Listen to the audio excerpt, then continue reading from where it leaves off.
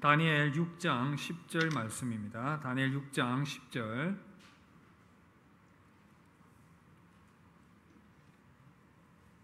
구약성경 1243페이지 다니엘 6장 10절 말씀. 한 절 말씀인데 찾으신 줄 알고 우리 함께 읽도록 하겠습니다. 다니엘이 이 조서에 왕의 도장이 찍힌 것을 알고도 자기 집에 돌아가서는 윗방에 올라가 예루살렘으로 향한 창문을 열고 전에 하던 대로 하루 3번씩 무릎을 꿇고 기도하며 그의 하나님께 감사하였더라. 아멘. 아멘. 저는 이 시간 많이 바쁘십니까? 라는 제목으로 여러분들을 말씀으로 섬기도록 하겠습니다. 우리의 삶은 분주함의 연속입니다. 아침에 일어나면 출근하고 학교 갈 준비들, 여러 가지 그런 이 바쁜 일상들이 시작이 됩니다. 막 그렇게 밥 먹고 여러 가지 그런 준비들을 하고 난 이후에 출근을 해서는 정신없이 또 각자의 자리에서 하루의 일과를 보내게 됩니다. 그렇게 쫓기듯 바쁘게 하루의 일과를 보내고 난 이후에 집에 또 돌아와서는 잠자리에 들게 되지요. 이렇게 바쁘고 분주한 삶의 일상과 연속이 진행되는 가운데에서 우리는 자칫 나는 누구인가? 난 도대체 무엇을 위해서 이렇게 살아가고 있는가? 하는 그러한 정체성에 대한 혼란들, 그런 마음들을 경험하며 삶의 질서를 잃어버릴 때도 있습니다. 그리고 무엇보다도 또 마음이 때로는 무질서해지고 혼란스러울 때도 종종 있습니다. 성경은 우리에게 잠언 4장 23절에서 무릇 지킬 만한 것보다 내 마음을 지키라. 생명의 근원이 이에서 남이니라. 그렇게 말씀했는데 우리는 끊임없이 외부의 환경과 상황들과 분주함들로 인해서 이 마음을 잘 지켜나가지 못하는 그러한 환경과 상황 가운데 노출되어 있는 우리의 삶의 모습인 것을 발견할 수가 있는 것입니다. 그러면 이렇게 바쁘고 분주하고 너무나도 이 힘든 상황 가운데에서 우리의 마음을 이렇게 지켜나갈 수 있는 좋은 방법이 무엇이겠습니까? 저는 그것이 기도의 자리라고 생각합니다. 기도는 우리의 마음의 질서와 중심을 지켜나가는데 가장 좋은 방법이 됩니다. 왜냐하면 그 기도의 자리는 하나님의 얼굴을 대면하는 시간이고요. 그 기도의 자리를 통해서 하나님께서 우리에게 주시는 은혜를, 위로를 공급받을 수 있는 시간이 되고요. 그 기도의 자리를 통해서 우리는 하나님께 우리의 삶을 의탁할 수 있게 되기 때문입니다. 그런 가운데서 우리의 마음은 평정을 유지할 수가 있습니다. 오늘 이 말씀에 다니엘의 기도의 모습을 함께 우리가 보게 되었습니다. 다니엘은 아무리 분주하고 위협이 되는 상황 가운데서도 그의 마음을 하나님께 기도함으로 지켜나갔고 기도를 통해서 정체성을 지켜나갔습니다. 우리는 이 다니엘의 모습을 통해서 기도의 모델을 발견할 수가 있습니다. 우리가 함께 다니엘의 기도를 살펴보면서 할 일 많고 분주하고 너무나도 이 바쁜 세상 가운데서 우리의 마음을 잘 지키고 승리하는 방법을 함께 생각을 해보려고 합니다. 그러면 다니엘의 기도는 어떤 기도였습니까? 어떻게 그는 하나님 앞에 나아갔습니까? 한 3가지 정도 여러분들에게 말씀을 드리겠는데요. 먼저 첫 번째입니다. 다니엘의 기도는 규칙적인 기도였습니다. 다 함께 따라 하실까요? 규칙적인 기도. 다니엘의 기도가 아주 규칙적으로 하나님 앞에 드려진 기도였습니다. 분주한 시간 가운데서도 하나님께 규칙적으로 기도로 나아갔습니다. 이 다니엘은 바벨론 제국에서 총리의 일을 섬기고 있었습니다. 다니엘 6장 3절 보시면 다니엘은 마음이 민첩하여 총리들과 고관들 위에 뛰어나므로 왕이 그를 세워 전국을 다스리게 하고자 한지라. 사실 이 적국의 포로가 잡혀와가지고 거기서 총리의 위치까지 오른다는 것은 너무나도 대단한 일입니다. 총리의 일을 맡았다고 가정을 해봅시다. 왕 다음으로 중요한 직책이고 해야 될 일들이 얼마나 많겠습니까? 정말 많고 분주할 것입니다. 우리가 가정의 일을 생각을 해봐도 뭐 별로 하는 것도 없는 것 같은데 밥하고 빨래하고 아이들 돌보고 하다 보면 금방 하루가 지나갑니다. 그러니까 아내들이 가정주부들이 늘 불평하는 게 뭡니까? 열심히 한 것 같은데 표가 안 난다는 거죠. 그래서 남편들은 너무 뭐 했노 그러지 마십시오. 아내들 얼마나 바쁜지 모릅니다. 남편들도 분주하고 바쁜 것은 마찬가지지요. 그러나 아무리 바쁘다 하더라도 총리 일을 하는 다니엘보다 바빴을까라는 생각을 해보게 됩니다. 그러나 다니엘은 그런 바쁜 가운데서도 하나님께 규칙적으로 기도하는 것을 잊지 않았습니다. 하나님의 얼굴을 대면하면서 마음의 평정과 평안을 유지하였습니다. 여러분, 다니엘의 이 규칙적인 기도는 심지어 그의 생명이 위협을 당하는 순간에도 멈추지 않았습니다. 사실 적국에 포로로 잡혀온 사람이 총리 위치에 오르니까 시세 많은 시선들이 얼마나 많았겠습니까? 그가 정기적으로 기도하는 그 모습을 보면서 이 다니엘의 정적들이 왕에게 또 이 잔꾀를 부리게 되죠. 왕에게 이야기를 합니다. 누구든지 왕 이외에 다른 신에게 무엇을 구하면 사자굴에 던지라는 이 금령을 만드십시오. 이런 이 신하들의 이야기를 듣고 다리오 왕이 어떻게 합니까? 그런 금령을 내리게 되고요. 지금 다니엘은 계속해서 기도하게 되면 생명의 위험을 당하게 되는, 생명을 잃을 수 있는 그러한 위기의 상황 가운데 놓이게 되었습니다. 그럼에도 불구하고 그가 했던 일은 무엇이었습니까? 오늘 말씀 보니까 다니엘이 이 조서에 왕의 도장이 찍힌 것을 알고도 자기 집에 돌아가서는 윗방에 올라가 예루살렘으로 향한 창문을 열고 전에 하던 대로 하루 3번씩 무릎 꿇고 기도하여, 다니엘은 아무리 상황이 급박해도 기도하는 일을 놓지 않았습니다. 생명의 위협이 느껴지는 상황 가운데서도 이 기도를 놓지 않았습니다. 다니엘의 이 모습은 예수님의 기도의 모습을 통해서도 발견할 수가 있습니다. 예수님께서 공생의 사역을 하실 때에 이 땅에서 참 많이 분주하셨습니다. 병자들을 고치고 하나님의 말씀을 전파하시고 여러 가지 많은 것들을 가르치시고 하는 그런 분주한 시간들을 보내시면서 너무너무 바빴지만 하나님, 성부 하나님을 향하여 기도하는 기도의 모습을 늦추지 않았습니다. 마가복음 1장 35절 보시면 새벽 아직 밝기도 전에 예수께서 일어나 나가 한적한 곳으로 가사 거기서 기도하시더니, 그렇게 바쁜 일정을 보냄에도 불구하고 예수님은 성부 하나님을 향하여 기도의 모습을 놓지 않았습니다. 사실 우리 예수님은 성부 하나님과 동일 본체이신 하나님이심에도 불구하고 기도하셨다는 것은 우리에게 기도의 중요성을 알려줄 뿐 아니라 우리가 그렇게 기도해야 함을, 아무리 분주하고 바쁘고 힘들더라도 기도해야 함을 우리에게 모범으로 보여주고 있는 것이죠. 그러나 우리는 우리의 삶의 압력과 긴장이 가중되면 가중될수록 어떻게 합니까?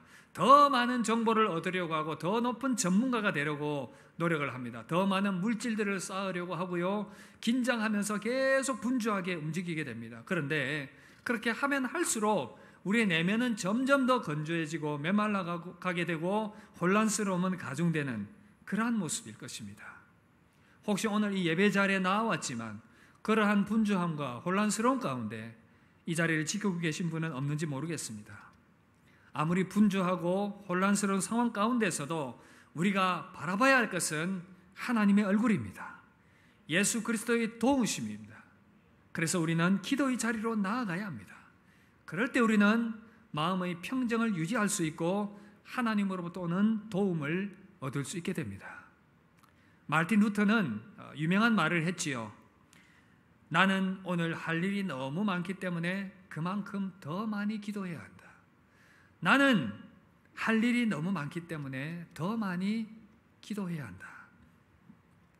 여러분, 우리도 마찬가지입니다. 아무리 급박하고 위기의 일이 닥치고 분주한 상황 가운데 있다 하더라도 기도의 자리를 놓지 말아야 합니다. 어떤 위협의 상황 가운데서도 기도의 자리를 놓지 않아야 우리는 마음의 평정을 유지할 수 있고 질서를 가질 수가 있습니다. 스티븐 코비가 쓴 성공하는 사람들의 7가지 습관이라는 책이 출간된 지가 제법 오래되었는데, 이 책은 여전히 이 시간 사용과 성공을 위한 그런 지혜를 알려주는데 유용한 책입니다. 그는 이 시간이 사용되는 범위를 4가지 범주로 나누었는데 그 4가지 카테고리 중에 2번째 범주가 뭐였냐면 바로 아주 중요하지만 긴급하지 않은 일들. 그런데 이 일을 얼마나 잘 해내느냐 그렇지 않느냐에 따라서 그 사람의 성공과 실패가 좌우된다, 이런 이야기를 했습니다. 아주 중요하지만 긴급하지 않은 일들은 어떤 일이 있겠습니까?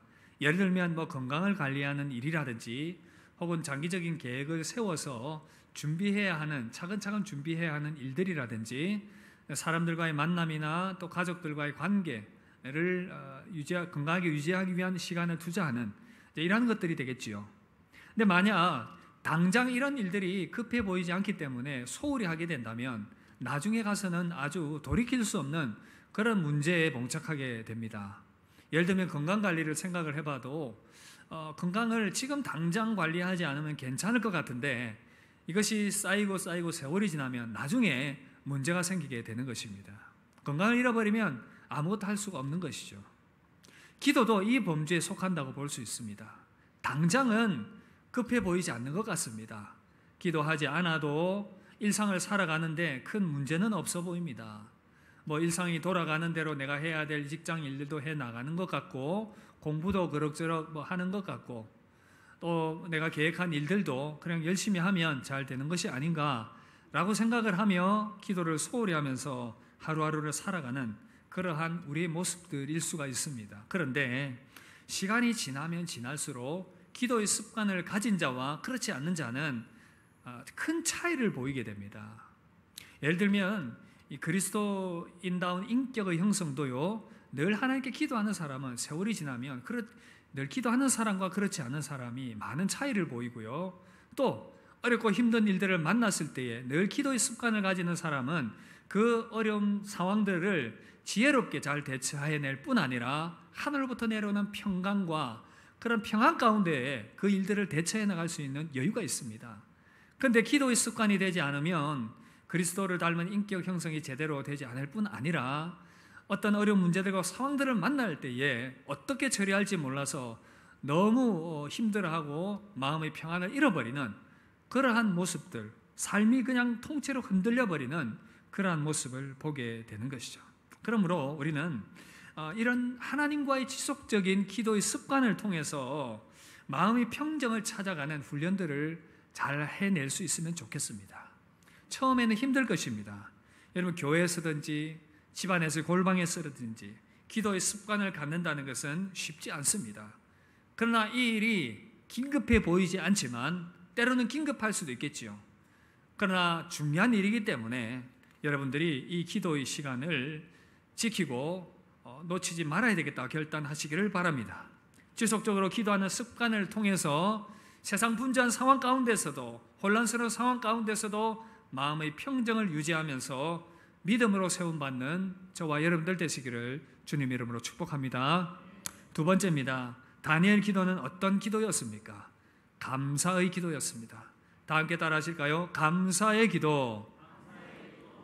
다니엘 6장 10절 마지막 부분에 보시면 하루에 3번씩 무릎 꿇고 기도하여 그의 하나님께 감사하였더라. 여러분, 다니엘이 지금 어떤 상황인지 말씀을 들어서 잘 아시지요? 지금 대적들이 함정을 파서 계속해서 기도하면 잡혀서 사자굴에 던져서 죽임을 당할 수 있는 상황이었습니다. 그럼에도 불구하고 다니엘은 어떻게 합니까? 하나님께 감사하면서 기도로 나아갔습니다. 감사할 상황이 아닌데, 위기의 상황인데 감사함으로 하나님께 기도했습니다. 여러분, 감사하면서 기도한다는 것은 궁극적으로 하나님의 주권과 승리를 인정하고 그 승리를 미리 내 것으로 취하는 것을 의미하는 것입니다. 하나님께서 미리 나의 일들을 이루실 것을 믿고 확신하기 때문에 감사할 수가 있는 것입니다. 다니엘은 비록 다리오 왕이 조서를 내려서 기도하는 자를 사자굴에 던져 넣겠다, 죽인다 하더라도 하나님께서 지키시고 보호하시고 승리하실 거라는 그런 확신이 그에게 있었습니다. 그러기에 그는 감사로 기도함으로 나아갔습니다. 그 감사의 기도처럼 어떻게 되었습니까? 다니엘이 사자굴에 던져졌지만 하나님께서 사자 입을 막으셨습니다. 전혀 해하지 못하게 만들었습니다. 오히려 그를 모함했던 사람들이 잡혀서 사자굴에 던져져서 사자의 밥이 되는 그러한 말씀의 기록을 우리가 확인할 수 있지 않습니까? 하나님께 기도할 때 감사하는 자세는 그래서 우리에게도 중요합니다.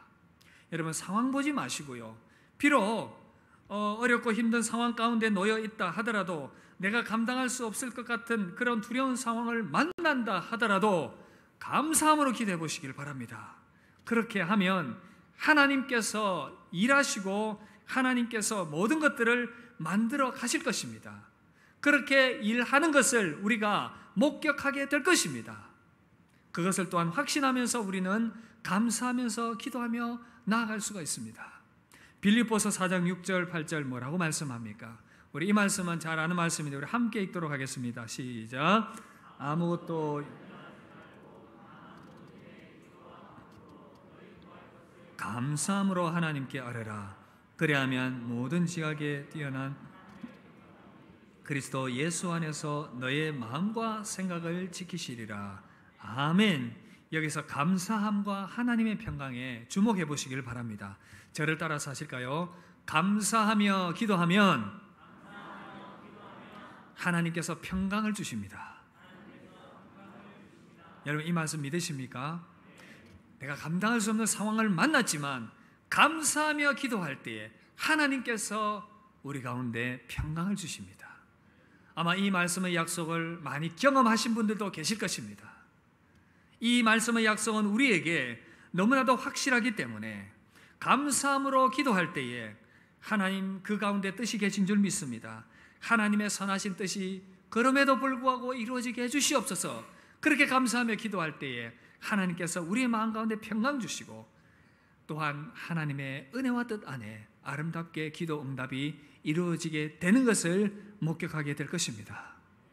여러분, 손양원 목사님이 순교자로서 유명하시지만 그가 드렸던 감사의 기도가 참 우리에게 또한 감동이 되는 것입니다. 두 아들들이 공산당에 의해서 순교를 당했는데 9가지 감사를 드렸는데 그 감사의 내용이 다 순교한 아들에 대한 감사였습니다. 나 같은 죄인의 혈통에서 순교의 자식들이 나와서 감사합니다. 한 아들도 아니고 두 아들 순교했으니 감사합니다. 나의 사랑하는 아들을 총살한 원수를 회개시켜 자녀 삼게 해주셔서 감사합니다. 미국 가려고 했던 내 아들 미국보다 좋은 천국 가게 해주셔서 감사합니다. 그런데 여러분, 마지막 감사의 내용이 저의 마음을 사로잡았습니다. 이런 내용입니다. 9째, 이 같은 역경 중에서 이상 8가지 진리와 하나님의 사랑을 찾는 기쁜 마음, 여유 있는 믿음 주신 우리 주 예수 그리스도께 감사합니다. 여러분, 손양원 목사님이 감사할 수 없는 상황 가운데에서 하나님께 감사로 기도했을 때에 하나님께서 그 마음에 평강과 기쁨과 여유를 주셨다는 것, 여기에 저의 시선이 머물렀습니다. 우리에게도 그렇게 적용될 수 있지 않겠습니까? 분명 감사할 수 없는 상황인데도 하나님을 원망하지 않고 그 자리를 툭툭 털고 일어나서 눈물을 닦으면서 하나님의 뜻을 믿고 감사하며 기도할 수 있다면 이보다 더 아름다운 신앙의 모습이 어디 있겠습니까? 이렇게 기도하는 자들, 저는 확신합니다. 이렇게 기도하는, 감사함으로 기도하는 자에게 하나님 결코 외면하지 않으실 것입니다. 우리의 생각과 계획보다도 더 크신 하나님의 뜻과 계획이 그 감사 기도하는 사람 가운데 펼쳐지게 될 줄 믿습니다. 하나님께서 예배해 놓으신 더 좋은 길이 펼쳐지게 될 줄 믿습니다.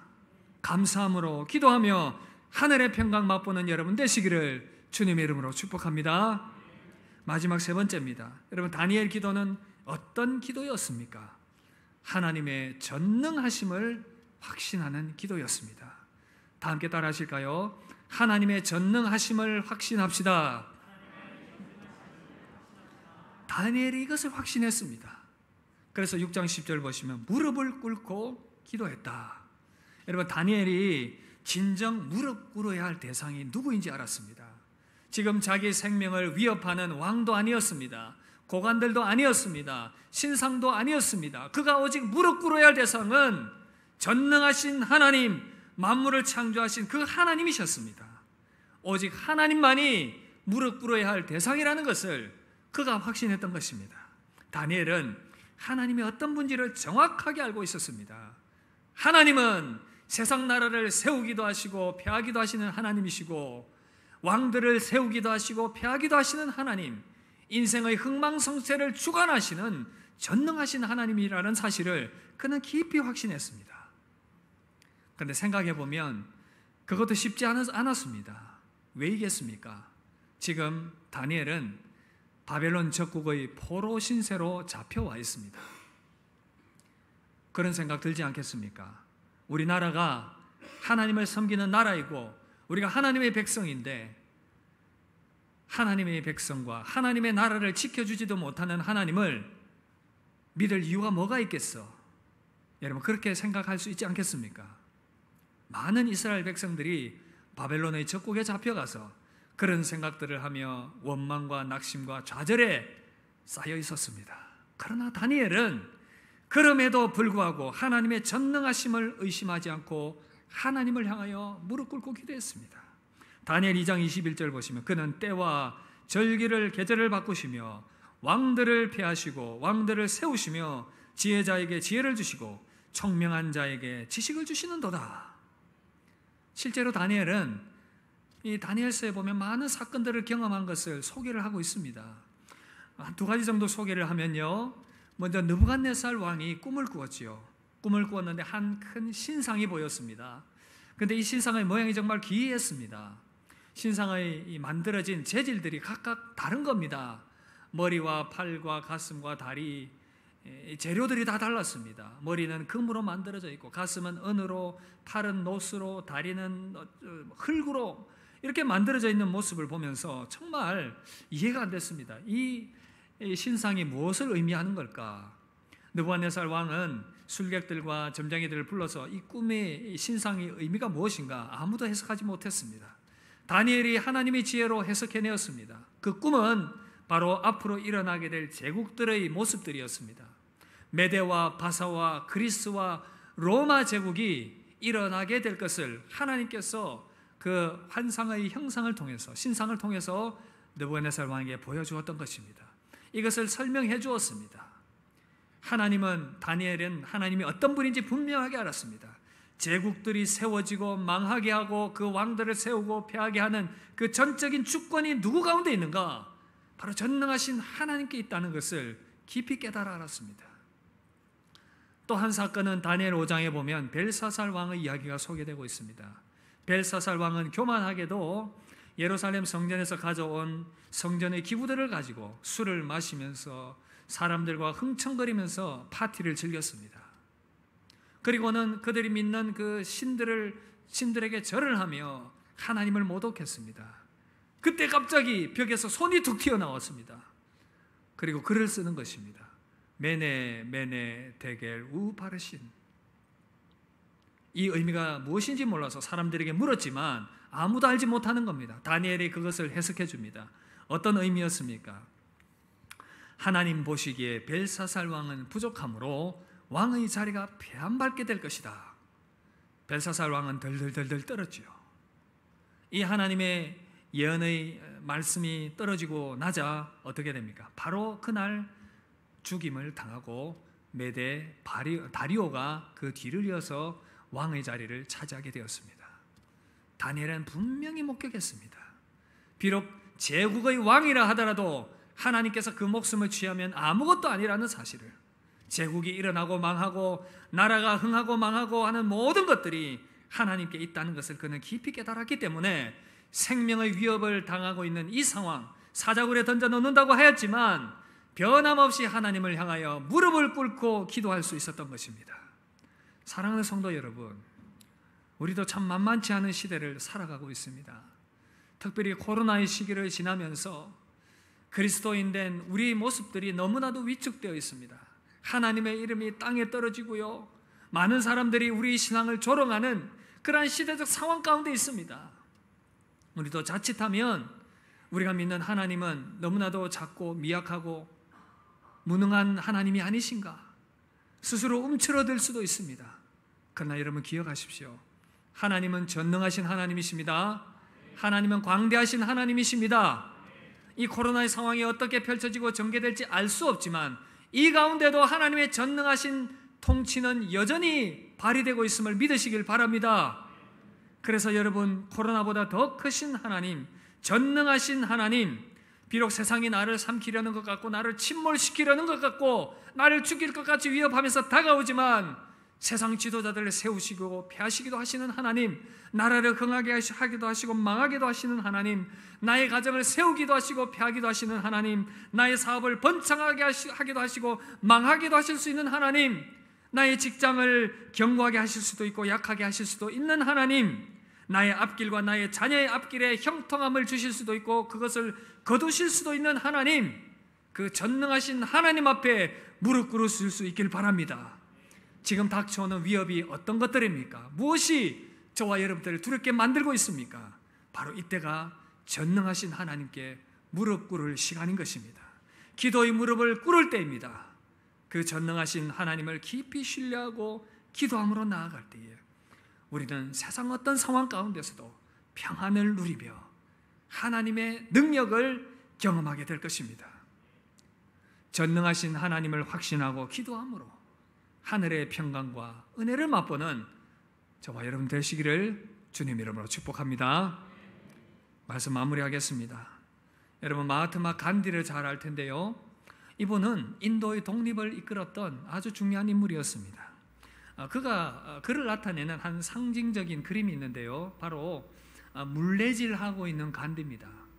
간디가 무슨 이 물레질을 통해서 옷을 만들겠다 그런 의미보다는 그가 물레질을 하는 이유는 세상의 많은 그런 이 독립을 위한 일들을 해 나가는 가운데 마음이 너무 혼란스럽고 분주하고 때로는 위협이 있기도 하고 두려운 상황을 만나기도 하는데 그 가운데서 그는 마음을 지키기 위해서 물레를 돌렸던 것입니다.